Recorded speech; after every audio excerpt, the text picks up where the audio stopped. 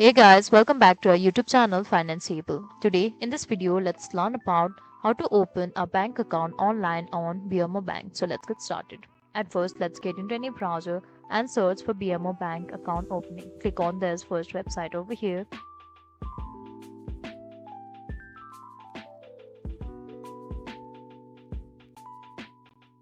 Now choose the account you would like to open. So let's go for this one and agree to the terms and condition and simply click on yes, add and continue.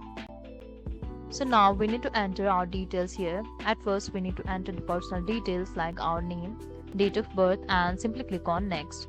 After which we get into next step, that is contact information, and after adding that we need to enter our address and we need to enter our employment and financial details, after which we add our social security number and tax details as well, and we need to enter our family details and we need to enter if there is any account we are using already.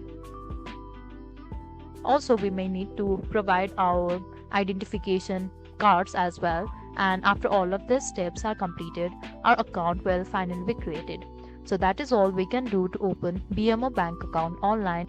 I hope you liked the video. Please do like and subscribe. Thanks for watching.